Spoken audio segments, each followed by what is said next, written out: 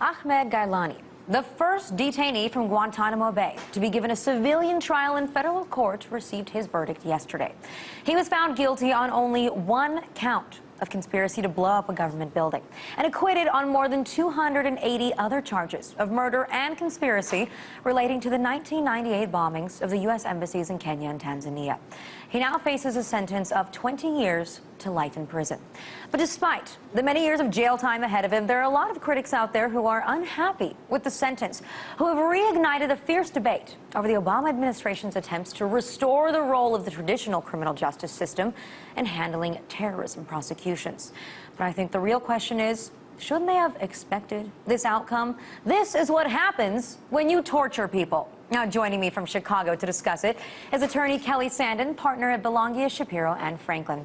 Kelly, thanks so much for joining us again. Nice to see you. Tell me this: are you disappointed with this verdict that we got yesterday? I am disappointed with the verdict because I think any time prosecution tries to prosecute someone on 280 counts and they only succeed on one, that's a problem. Well, what do you think the exact problem was? I mean, couldn't you say that, well, it's because they didn't really have any concrete evidence against him, because the only witness who did have that concrete evidence, well, they tortured him, so they couldn't use it? Well, sure, you can say that. You can say that the prosecution didn't have the things that they need to prove their case, and the judge ruled that Bebe was out because Ghailani testified to his name when he was when coercive tactics were used to get information from him. So sure, absolutely, you can say that they didn't have the arsenal, but if that's the case, then why proceed on 280 counts? Well, then what do you think should have been done instead? Do you think that he should have been taken to a military commission? Should they have only tried him on one or two counts? What would have been the better solution there?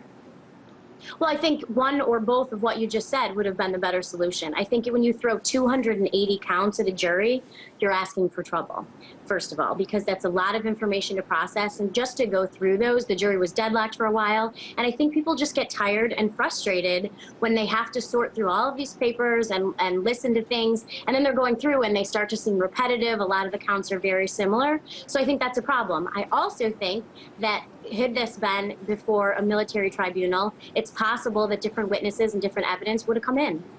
Well, in fact, I was doing a lot of research on this today, and from what I found out, the current rules governing the military commissions also bar the use of torture-obtained evidence. Also, to the exact same extent as the civilian courts do, so they wouldn't really have been able to use any other information here. I mean, should they have, you're saying the 280 counts can be a lot for a jury to take in, but you would think that murder, right, that would be the one that stands out the most to them, but all they got him on was conspiracy.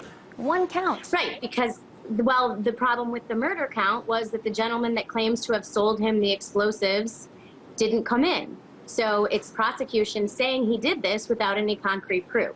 And I think that just because the idea that torture came into play doesn't mean that the military tribunal would have ruled the same way, although the judge in this case put that in his footnote, that he thought that it would have gone the same way. The one thing that this judge did do was pave the way, if you will, to open the door for these cases to go forward, saying that the right to a speedy trial wasn't violated, and the fact that this guy was detained for a number of years doesn't mean he can't be prosecuted. So he did pave the way for future cases, but I don't know for certain that had it been in military tribunal, it would have gone the same way. Well, what do you think is going to happen from here on out? Because clearly people were saying that this is the test case for the Obama administration, and since it really didn't go favorably for them, since it wasn't a hands-down guilty verdict, that now, everyone is going to protest any further civilian trials even more. Like, do you think that Khalid Sheikh Mohammed is ever going to get one?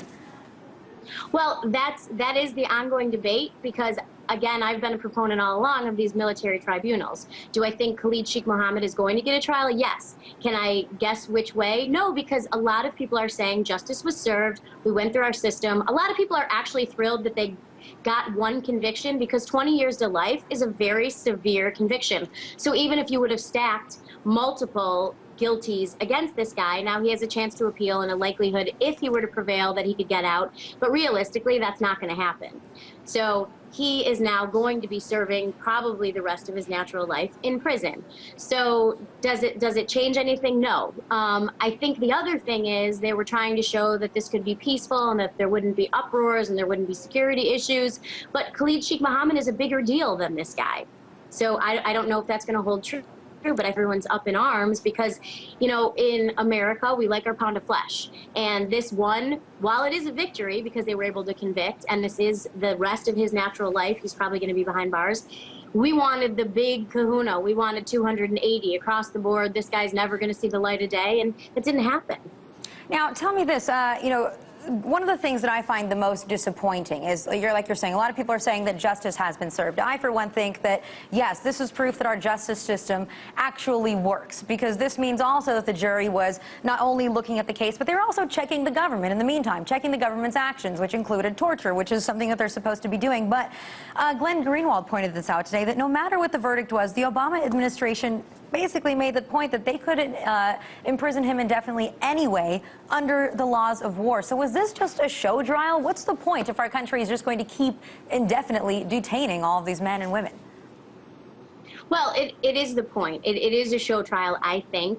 I think that if we don't think that we have a solid case, that it's likely the government's going to hold someone, that absent of public outcry to push all of these through, you know, Obama, has been saying all along that he wants Guantanamo to close down. And I don't know if that's going to happen, especially after this. So while it was a victory, I think it's an empiric victory, because the idea was to get everyone out of there, bring them over here and have these civilian trials. And now, because so many people are dissatisfied with the results, is that going to take place? Probably not. Yeah, well, I think that people need a serious reality check, which is something that, you know, this case, this verdict offered them, because this is what happens when you break the rules, when you torture people, when you do things that are illegal, then you can no longer take them to the justice system and, you know, expect it to always go your way and have a guilty verdict. Kelly, thank you so much for joining us. Thanks, Alyona.